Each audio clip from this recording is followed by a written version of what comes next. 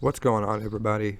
Welcome back, and today we're going to be doing another ride review um, on a ride that's a pretty confident family ride.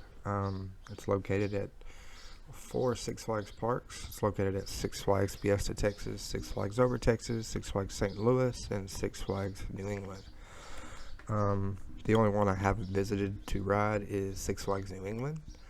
But we're going to be talking about Pandemonium today.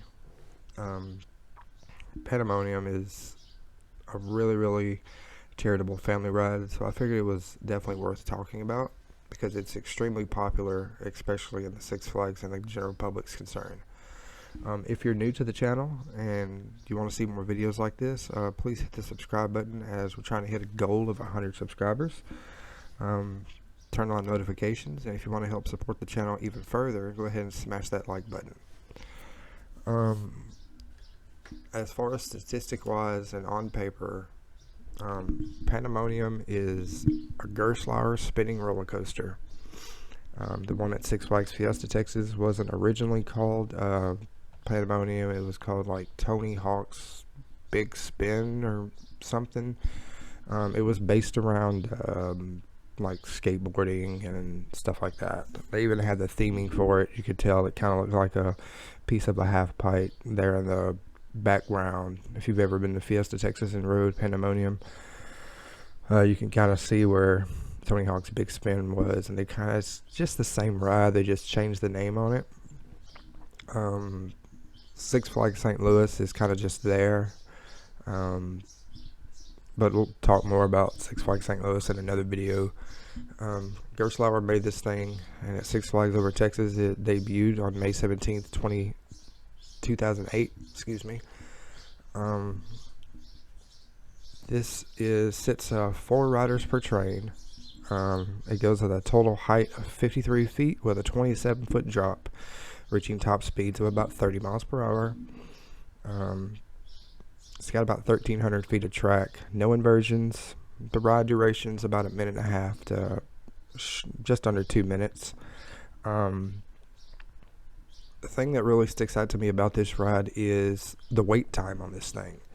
Like, when you first get to the park, no matter which park you're going to, if you're going to Fiesta, Texas, St. Louis, New England, or Over Texas, when you get to that park, it's set up in Over Texas, where it's right across from Justice League and right next to like Mini Mine Train and Runaway Mine Train. You will see the line that will wrap all the way freaking outside past the freaking sign for the entrance to Pandemonium. So this is one of these rides where if you're going to ride it, you probably should ride it at the first part of the day, because the line on this one can get pretty insane. If you want to ride it later in the day, I'd recommend to have like a skip the line pass or a flash pass, because the wait time on this thing, I've seen it like when we went the last time, this is easily a 2.5-3 hour wait. So I would just recommend just trying to get on it as early as possible, and if you can't, just try to use a flash pass or a skip the line. Nothing wrong with it, but it's a great family ride.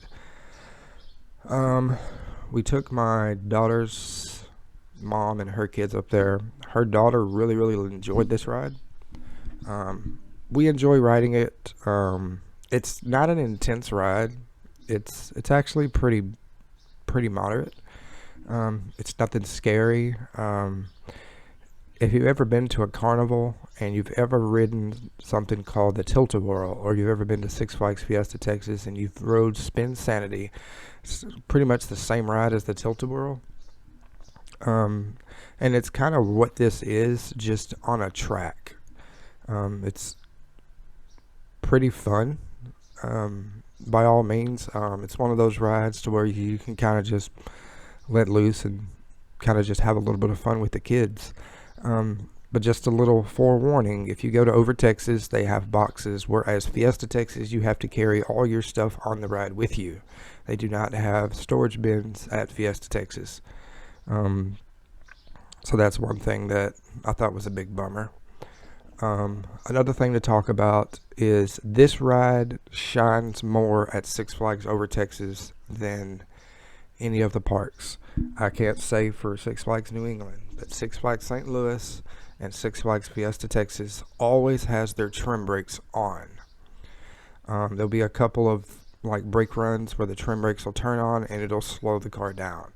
That's what trim brakes are. They go through a point, you hear a little squeaking noise, and that's the brakes hitting, slowing the car down. This really dampens the rider experience on this. If you're riding with two people, I wouldn't recommend putting, if you want to have a really, really fun ride, I'd recommend putting one person on each side. The best way to get the best ride on this thing is to ride it solo, because you'll be the only person in the car. It'll spin more, it'll go faster on those drops, and it's a lot more fun. Six Flags Over Texas always has their trims turned off. When you go to the trim brake runs, the trims are always turned off. So you just roll through the trim brakes. You don't ease up. You don't stop. It doesn't make a safety concern, not at all. But it's just so much more fun not having the trims on and just zooming through each and everything that you possibly can. And it's so much fun doing that. And it's one of the things that I noticed. We did Fiesta Texas and Over Texas in the same weekend all last year. And we rode Pandemonium at both parks. And we both said, man, the one at Over Texas is so much more fun. Because it is. Because the trims are turned off. So, trims are turned off. You want to kind of set your weight.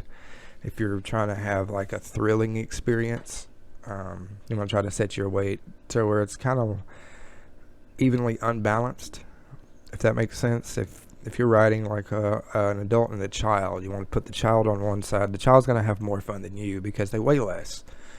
So, but solo riders, this is a good ride for you, but it's highly unlikely, given that if they're in high capacity, that they're going to let you ride solo because they have so many people. They're trying to get them in and get them out. Even with Six Flags social distancing and stuff like that, the parks in Texas operating at 100% capacity, they're still going to put other people in the car with you, even if they're sitting just across from you. So if you want a single rider line, I'd recommend getting on it like first thing right after, the doors open up. So something to think about. Thing that stands out to me, there's no real lateral forces here, but this is a family coaster. Gerstlauer, I think, did a really bang up job with this thing, because this thing is featured all over the country, all over the world, with different names. They even have this ride at like the Nickelodeon. I forget where it's at, but it's the Nickelodeon Indoors Theme Park. If you know what it's called, let me know in the comments what it's called. But they have one of these, and it's themed a lot differently, but it's pretty much the same ride. And these things go all over the world because they're extremely popular to the general public. This is one of these rides to where the general public really enjoys, and it's one of these things that's going to bring in these theme parks lots of money, lots of attention, a lot of traction, because people wait hours in line to ride this thing. I've seen some kids, teenagers, ride this thing. This is probably one of the slowest, unintense coasters at Six Flags Over Texas, and this is probably a better ride than any ride at the Four States Fair here. Just a little heads up. This ride's pretty tame, but it's more fun. I would have more fun on this ride than I would have at any local carnival or anything like that. I typically ride this ride every time we go to the park. Every time we've done a review on it, we've done a park review, we've ridden it, and it's a fun ride. It's great. It's fun. It's great for kids. So I would definitely recommend riding it. No lateral forces, no intense G's. But there is a little moment at the beginning of the ride where you're going up the lift hill, and you kind of, depending on where you're sitting, you'll go up the lift hill normally, or you'll go up the lift hill backwards. I would recommend going up the lift hill backwards because you can't really see what's behind you, so it kind of makes it a little bit more fun. So definitely recommend checking that out. If I had to rate this ride, being the fact that it's a family ride and it's still pretty fun, I'm going to give this ride a solid 7. A solid 7 out of 10. It's pretty popular. The general public really enjoys it. I think it's a really popular ride. I think it's a really good ride. And so we're going to give it a solid 7 out of 10, man. Thank you guys so much for watching, and we will catch you guys in the next one. Peace.